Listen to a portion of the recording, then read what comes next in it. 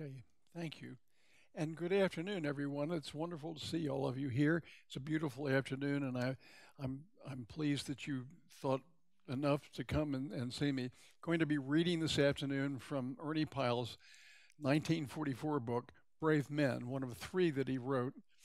Um, and few journalists in American history have garnered the fame of the World War II war correspondent Ernie Pyle. And by 1944, his columns about the lives of American servicemen and servicewomen appeared in more than 200 daily newspapers and 400 weeklies. Two wartime compilations of his writing, Here Is Your War and Brave Men, were instant bestsellers. Even before VJ Day, Hollywood began to film a film based on the life of the popular journalist entitled The Story of G.I. Joe, starring Burgess Meredith uh, as Pyle.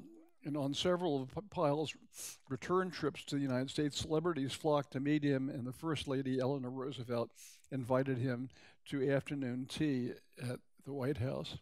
I will tell you right up front that Ernie Pyle died tragically on Okinawa in 1945. He had just gone to the Pacific to cover that part of the war, and he was killed by a Japanese sniper.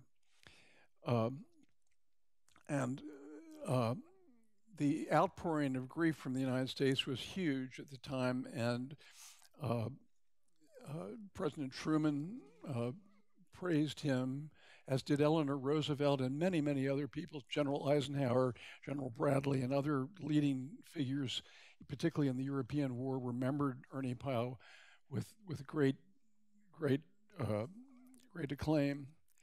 Uh, Pyle was not a robust man. He wasn't there as a soldier or a sailor. He was there as a war correspondent. He didn't have the strongest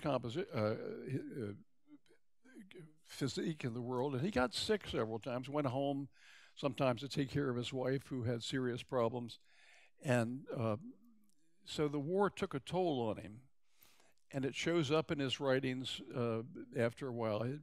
He felt the tension of the war, and think about his days. He would go out and see captains and admirals and privates and go around battlefields and talk to people. But every single day he had to sit down at his little typewriter, and it was little, and hammer out columns that then had to be dispatched by, however they did it, radio or uh, what other methods they had, to the United States to be put into newsprint and sent around the country. It was an enormous service to the country because through his eyes, we see and understand something of the war that we would otherwise not see. And he didn't cover the war in terms of great strategy or great uh, great battles. He covered it from the way the soldier from the foxhole saw it, or the pilot overhead, the bomber who's watching the German fighters come at him saw it. These are very personal and intimate portraits that he sees. In this book, he covers the war from North Africa, where Carol's father went to Casablanca in November of 1942 as a doctor. Um, so from North Africa to Sicily to Italy to Anzio and then on to Normandy. And after the Saint-Lô campaign in Normandy in August of 1944, he sums up this book. Well, the war in Europe was nowhere near over. It had a year to go. But Ernie Pyle said, you know, the Germans are beaten and they know it. I know it. I can see it on this battlefield at Saint-Lô. And so he ended his talk of the European war right there. And he knew he would win, and he knew his soldiers. They were citizen soldiers.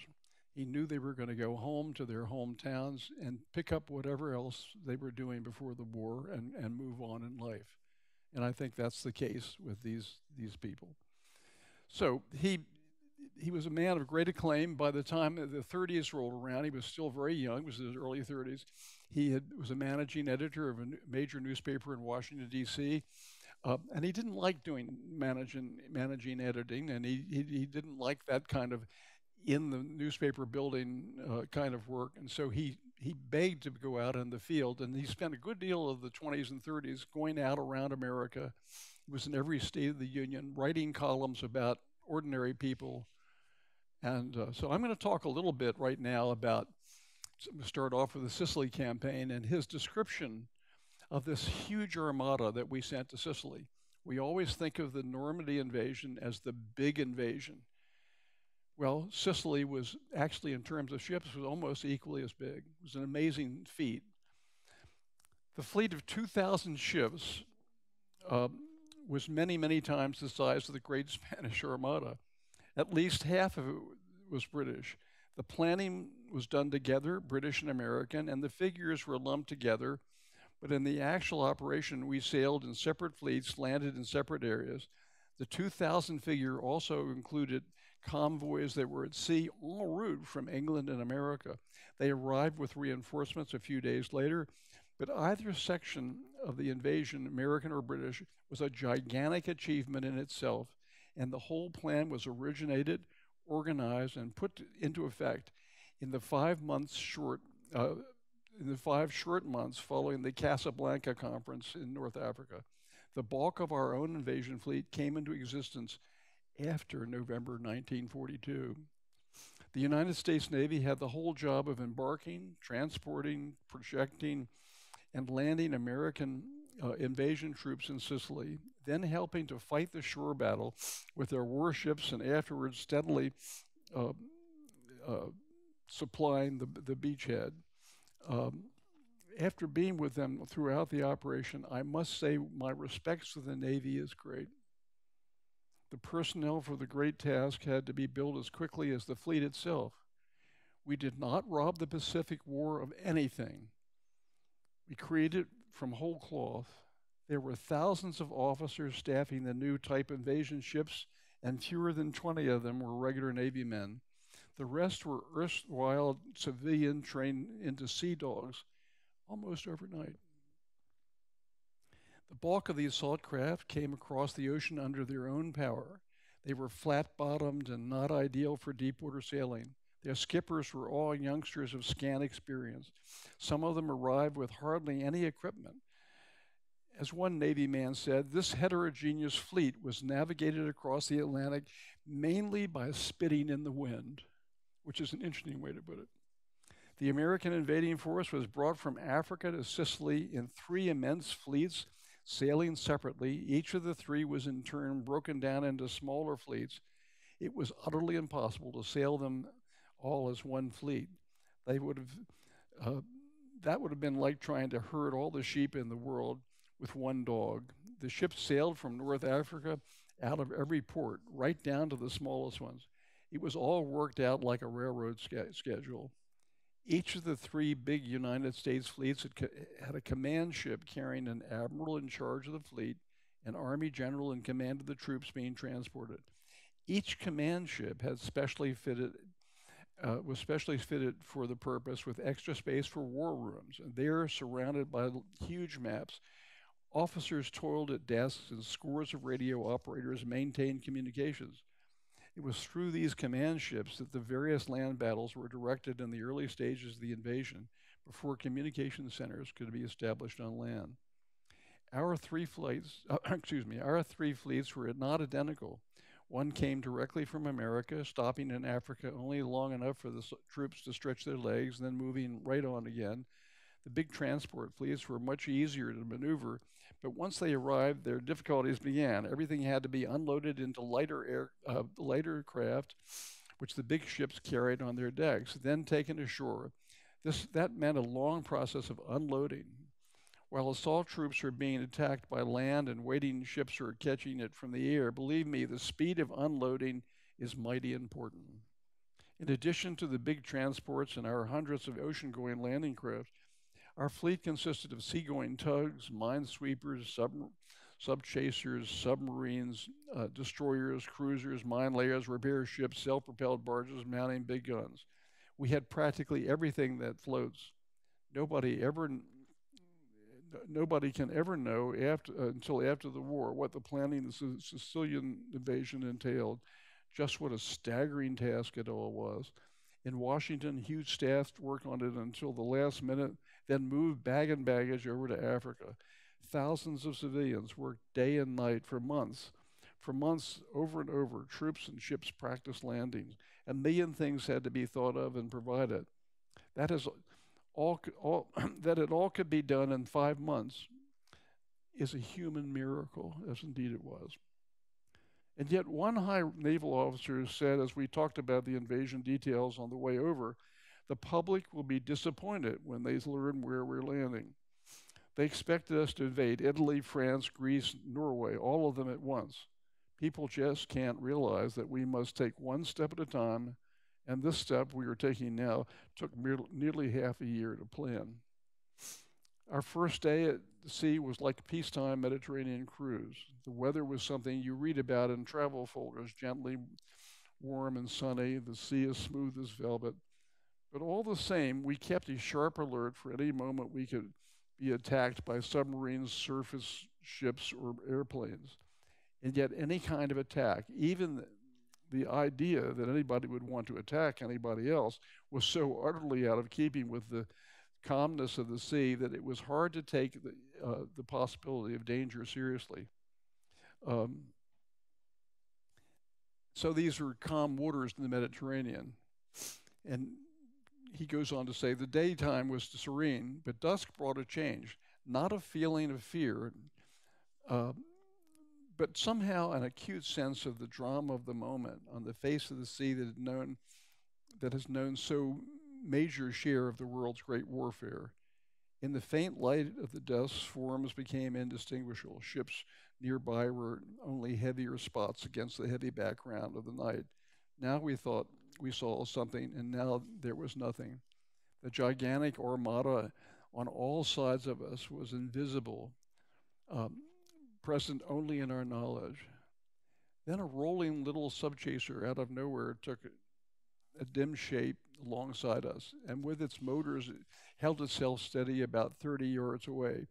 We could not see the speaker, but a megaphone voice came loud across the water, telling us of a major breakdown of one of the ships carrying troops further back.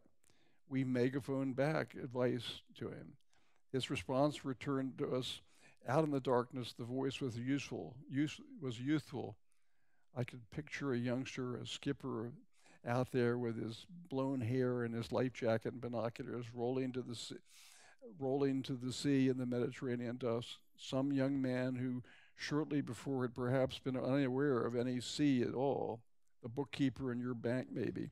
And then there he was, a strange new man in command of a ship, suddenly a person with acute responsibilities, carrying out with great intentness his special small part of the enormous aggregate that is our war on all the lands and seas of the globe.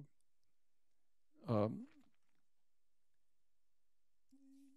Pyle goes on to talk about what happened that night. And he says, we had a couple of bad moments as we went to invade Sicily. At the time, they both looked disastrous for us, but they turned out to have such happy endings that it seemed as though fate had deliberately plucked us out from doom. The cause of the first near tragedy was the weather on the morning of the day on which we were to attack Sicily. The night before, it had turned miserable. Dawn came up gray and misty, and the sea began to kick up. Even our fairly big ships were rolling and plunging, and the little flat-bottomed landing craft were tossing around like corks. As the day wore on, it grew progressively worse. At noon, the sea was rough even to professional sailors. In the mid-afternoon, it was breaking clean over our decks, and by dusk, it was mountainous. The wind howled at 40 miles an hour. We could barely stand on the deck, and our forest-bred convoy was a wallowing, convulsive thing. In the early afternoon, the high command aboard our various ships had begun to wrinkle their brows. They were perplexed, vexed, and worried. Damn, here the Mediterranean had been like a mill pond for a solid month, and now this storm had come up out of nowhere. Conceivably, it could turn our whole venture into a disaster that would cost thousands of lives and prolong the war for months. These high seas and winds could cause many serious hazards. The majority of our soldiers would hit the beach weak and indifferent from seasickness, two-thirds of their fighting power destroyed. Our slowest barges, barely creeping along against the high waves, might miss the last rendezvous and arrive too late with their precious armored equipment. High waves would make it next to impossible to launch the assault craft from the big transports. Boats would be smashed, lives lost, and the attack seriously weakened. There was a time when it seemed that to avoid complete failure, the landings would have to be postponed, 24 hours at least. In that case, we would have to turn around and then go cruise around the sea for a day or more. I asked our commanders about it, and they said, God knows. Um, Certainly, they would have liked to change the plans, but then it was impossible. We have to go through with it. Later, I learned that the Supreme High Command did actually consider postponement. Many ships in the fleet carried barrage balloons, and this is a story I won't continue with, but the barrage balloons were there to protect the ships from low flying enemy aircraft. And they were tethered to the ships, and the ships are going like this. And so these balloons ended up going into the stratosphere. They weren't there the next morning. Um, so he, uh, uh, Pyle goes to bed. He just does, there's nothing I can do. So he climbs into bed. He couldn't sleep very well, but he did go to sleep. And the next thing I knew, a booming voice over the ship's loudspeaker was saying, "Stand by for gunfire. We may have to shoot out some searchlights." I jumped up, startled. The engines were stopped. There seemed to be no wind. The entire ship was motionless and quiet as a grave. I grabbed my helmet, ran out on the deck, and stared over the rail. We were anchored, and we could see the dark shapes of the Sicilian hills not far away. The water lapped with a gentle, caressing sound against the sides of the ship. We had arrived. The storm was gone. I looked down, and the surface of the Mediterranean was slick and smooth as a tabletop. Already assault boats were skimming past us towards the shore. Not a breath of air stirred. The miracle had happened. The other bad moment came on the heels of the storm. As long as this ship of ours sails the high seas, I'm sure the story of searchlights will linger on in the wardroom and forecastle like a legend. It's a story of a few minutes in which the fate of the ship hung upon the whim of the enemy. For some reason, which we probably shall never know, the command to obliterate us was never made. Our ship was about 3.5 miles from shore, which in the world of big guns is practically hanging in the cannon muzzle. Two of the smaller ships were in closer, but the bulk of our fleet stood far out to sea behind us. Our admiral had the reputation of always getting up close where he could have a hand in shooting, and he certainly ran true to form throughout the invasion.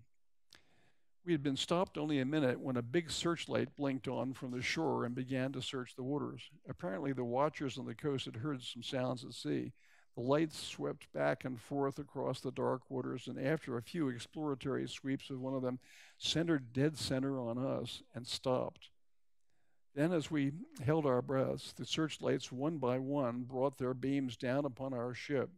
They found their mark, all 5 of them, stretching out over a shoreline of several miles, pinioned us in their white shafts as we sat there and naked as babies. I would have been glad to bawl like one if it had would have helped. Um, this searchlight business meant the enemy had us on the block.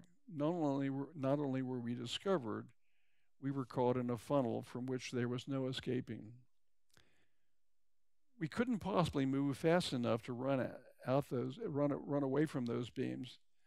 They were simply they were within simple and easy gunning range. We were a sitting duck. We were stuck on the end of 5 merciless poles of light, and we were utterly helpless.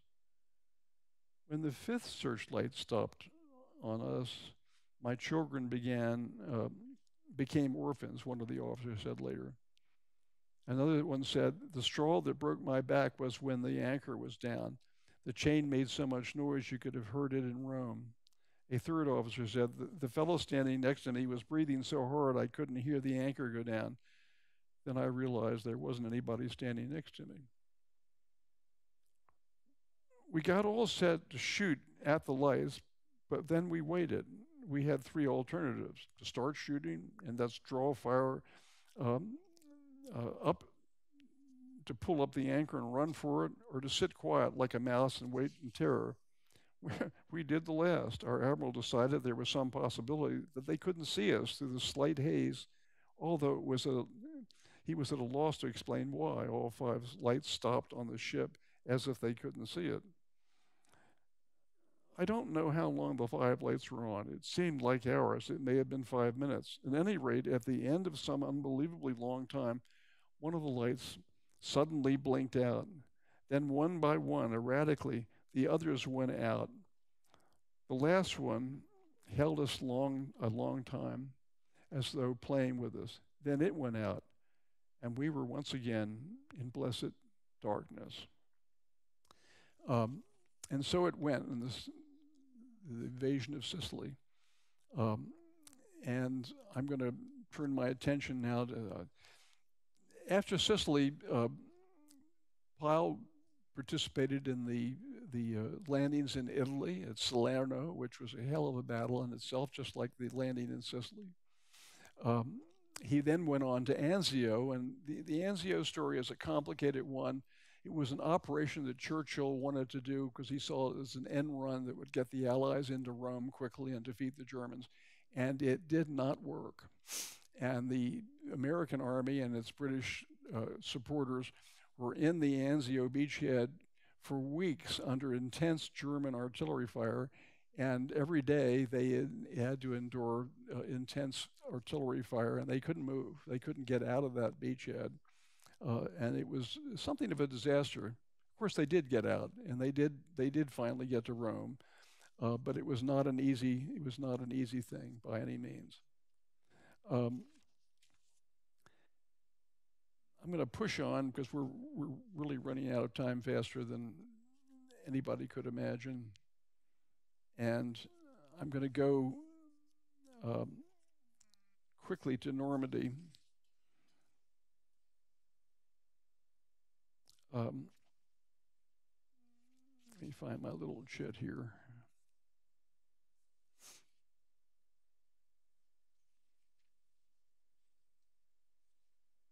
And this was the biggest landing operation that Pyle participated in. And here are his comments. And he landed on D+1 on Omaha Beach. If he'd landed on D-Day on Omaha Beach, there might not have been an Ernie Pyle anymore after that landing. So he says, owing to a last-minute alteration in the arrangements, I didn't arrive on the beachhead until the morning after D-Day, after our first wave of assault troops had hit the shore. By the time we got there, the beaches had been taken and the fighting had moved a couple of miles inland. All that remained on the beach was some sniping and artillery fire and the occasional startling blast of a mine geysering brown sand into the air. That plus a gigantic and pitiful litter of wreckage along the shoreline. Submerged tanks and overturned boats and burned trucks and shell-shattered jeeps and sad little personal belongings were strewn all over those bitter sands. That plus the bodies of soldiers lying in rows covered with blankets, the toes of their shoes sticking out in a line as though on drill. The other bodies were uncollected, all sprawling grotesquely in the sand or half hidden by high grass beyond the beach. That plus an intense, grim determination of work-weary men to get the chaotic beach organized and to get all the vital supplies and reinforcements moving more rapidly over it from the stacked-up ships standing offshore. After it was over, it seemed to me a pure miracle that we ever took that beach at all. For some of our units, it was easy.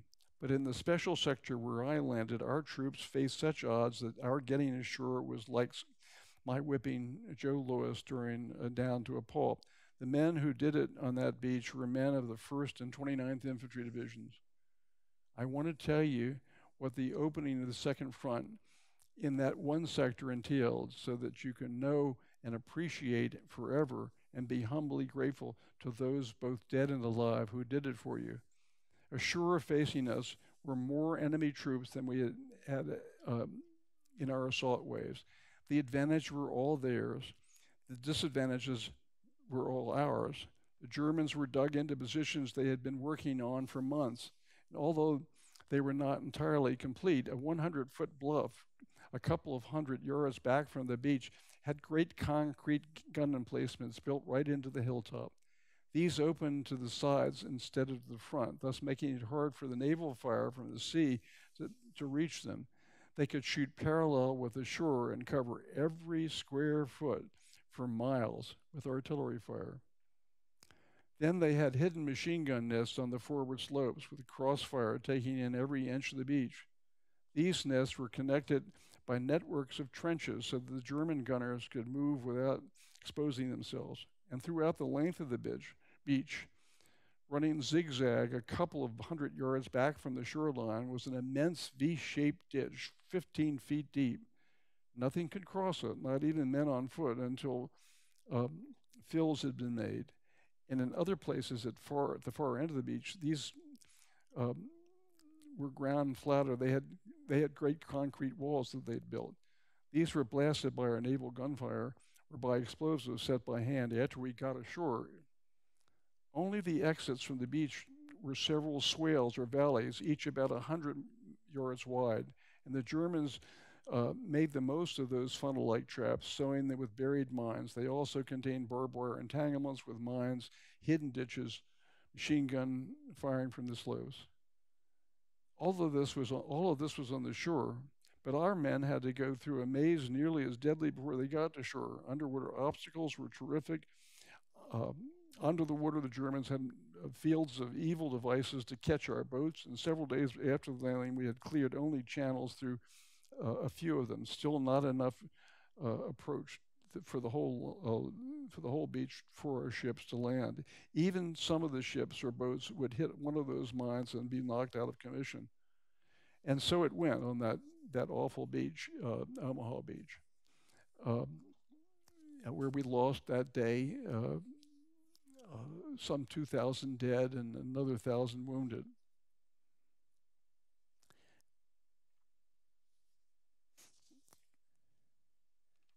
Ernie Pyle went home, as I said earlier, after the Battle of St. Lo in August of 1944, and he was convinced that the war in Europe was essentially over. It would go on for another year, but he personally felt that the war was over and the Germans were beat. He was beat. He had seen so much war and had covered so much of the battlefront. He was worn completely out. Um, and he says this about the soldiers who went overseas and about their impending return he worried about. And this is something he had great feelings about.